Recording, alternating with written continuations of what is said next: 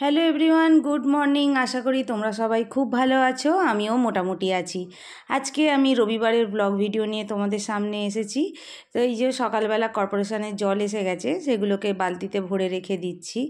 আর কাচবো বলে জামা কাপড়গুলোকেও ভিজিয়ে দিয়েছি।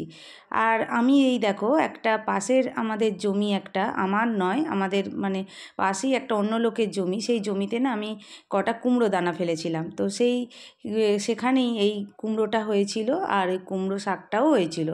তো আজকে আমি কুমড়োটা মানে তুলে রেখে দিয়েছিলাম প্রায় 1 মাস মতো। তো সেই 1 মাস পর দেখছি কুমড়োটা পেকে গেছে। তো আজকে কি করেছি, কুমড়োটাকে কেটেছি রান্না করব বলে। তো নিজের হাতে লাগানো গাছে কুমড়ো হয়েছে, আমার এত ভালো লেগেছে, তোমাদেরকে কি বলবো, খুব আনন্দ লেগেছে। হ্যাঁ, তো সেই কুমড়ো দিয়ে আলু দিয়ে আজকে তরকারি একটা করব।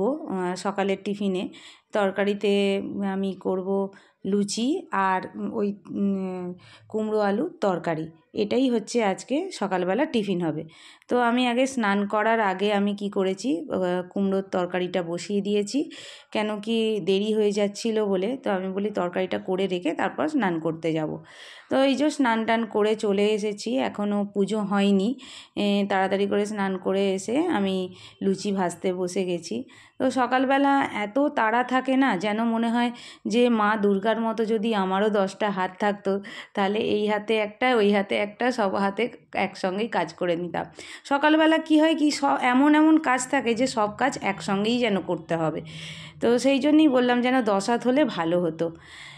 তো তারপর দেখো, খাওয়া দাওয়া হয়ে গেছে, সকালে ব্রেকফাস্ট হয়ে গেছে, আমার পুজোও দেওয়া হয়ে গেছে। দিয়ে এসেছি ছাদে জামা কাপড় মেলবো। তো এসে দেখছি আমার শাশুড়ি মা সকালবেলা এই ফুলগুলো তুলে নিয়ে যায়। তো এই যে এখানে বেলাতে এই ফুলগুলো আবারও ফুটেছে।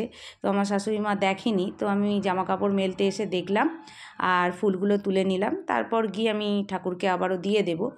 তো তারপর কি করছি যে কিনা কালকে রাত্রে মানে দিকে খুব বৃষ্টি হয়েছিল আমাদের এখানে। এত সুন্দর ওয়েদারটা হয়ে গিয়েছিল, বেশ ভালো লাগছিল। কদিন এত গরম, ভালো লাগছিল না, কিন্তু যখন বৃষ্টিটা হলো বেশ ঠান্ডা হয়ে গেল। রাত্রে একটু ঘুমটা মোটামুটি ভালো হয়েছে। আর সকালবেলা উঠে দেখছি যে একদম ঝলমল করছে রোদ, যেরকম রোদ ছিল সেরকমই ফের রোদ হয়েছে।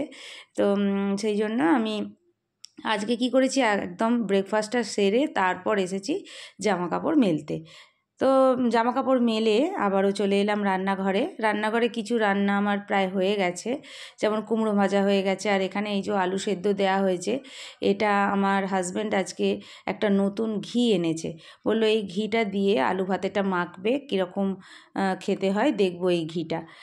তো এদিকে নিরামিষ ঘুগনি বসিয়ে দিয়েছি, এটা বিকেলের বিকেলে রুটি দিয়ে খাবার জন্য তরকারিটা সকালেই আমি করে নিয়েছি।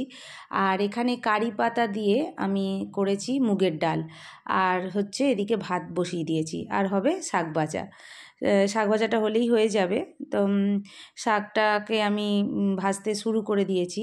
এই শাকটা ভাজতে ভাজতে কি হয়েছে কি, আমার ঠাকুমার কথা মনে পড়ে গেছে। মানে আমার ছোট ঠাকুমা শাক খেতে এত ভালোবাসতেন যে সব সময় মানে শাক এলেই বলতো, মা না ভালো করে বেছে ধুয়ে রান্না করিস। তো সেইটার মনে পড়ে গেল, সেটা তোমাদের সঙ্গে একটু শেয়ার করলাম। আর এই যে নতুন ঘিটা ঢালার আগে আমি কি করি, ঠাকুরের জন্য একটু ঘিটা নামিয়ে রাখি, কারণ আমি কি ঘিয়ের প্রদীপ জ্বালি। তো সেই জন্য ঠাকুরের জন্য একটুখানি আগে তুলে রেখে দিলাম, তারপর এই আলু ভাতেটা বলি নুন দিয়ে ঘি দিয়ে মেখে রেডি করে রেখে দিই। আর এদিকে প্রায় রান্না হয়ে গেছে। আর তারপর আমি কি করলাম, রান্নাগুলো হয়ে যাওয়ার পর সব কিছু গুছিয়ে তুলে রাখছি, যেগুলো ধোয়া হয়ে গিয়েছিল সেগুলোকে তুলে রাখছি। আর কিছু বাসনপত্র এখনও ধুতে বাকি আছে, সেগুলোকেও আমি ধোয়াধুয়ি করে নেব। তো রান্না তো হয়ে গেল, কিন্তু তারপর কিন্তু ধোয়াধুয়ি মোছা কত কাজ না থাকে। রান্না হয়ে যাবার পরেও আমাদের কতই না কাজ থাকে। এই যে ধুয়ে নিলাম। তো তারপর ফাইনালি দেখিয়ে দিই কী কী আজকে রান্না করেছি। আজকে তো রবিবার আমাদের নিরামিষ হয়। তো এই যে শাক ভাজা করেছি, এখানে করেছি ডাল, আর আলু ভাতে রয়েছে, এখানে রয়েছে বড়ি আলুর তরকারি, রয়েছে এখানে আমের চাটনি, আর ঘুগনি তো তোমাদেরকে বিকেলের জন্য দেখিয়েই দিয়েছি। এই যে এটা ঘুগনি, আর এই যে কুমড়ো ভাজা, এই গাছের কুমড়োটাই আবার একটুখানি ভেজেছিলাম, আর লেবু রয়েছে। তার মধ্যেই আমার শ্বশুরমশাই এসে গেছে, বললো আমাকে ভাতটা দিয়ে দে। তো শ্বশুরমশাইকে আগে ভাতটা দিয়ে দিচ্ছি, শ্বশুরমশাইয়ের থালাটাই আগে আমি সাজিয়ে নিচ্ছি। আমার ছেলে আজকে বলল, মা রবিবার আজকে আমি চুলটা বড় হয়েছে কাটিয়ে আসি। তো বললাম হ্যাঁ যা, চলে যা। ততক্ষণে আমি বললাম যে কিনা তাহলে আমার শ্বশুরমশাইকে তাহলে খেতেটা দিয়ে দিই। তো সেই মতো তাড়াতাড়ি করে দিয়ে দিচ্ছি। তো দেখো আমার শ্বশুরমশাইয়ের থালিটা কীভাবে সাজাচ্ছি, কেমন হয়েছে তোমরা অবশ্যই জানিও।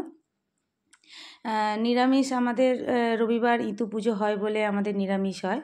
তো এই যে আজকে ফাইনালি কী হয়েছে দেখিয়ে দিলাম। আর হয়েছে তোমার এর সঙ্গে টক দইও রয়েছে, টক দইটা আর দেখাইনি। তো তারপর কি করলাম, সবাইকে খেতে দিয়ে আমি বসে গেছি মোচা কাটতে।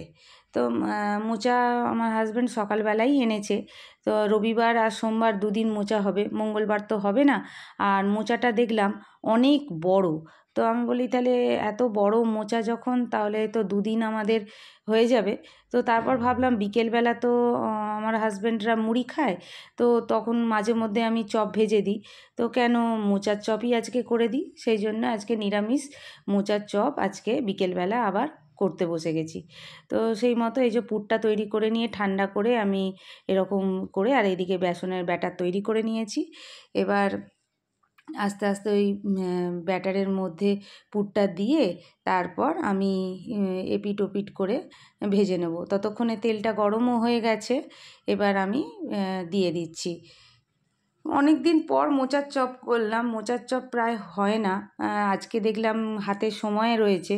তো বলি তাহলে করি, আর মোচাটাও অনেকটা বড় ছিল। তো দুদিন ধরে কি করে কি হবে, তো সেই জন্য বলি তাহলে করি। তো এইভাবে দেখো লাল লাল করে ভেজে নিয়েছিলাম। তো তারপরে আর একটা ব্যাচ ভেজে নিয়েছিলাম। তো আজকের ভিডিওটা ছিল আমার এই পর্যন্ত।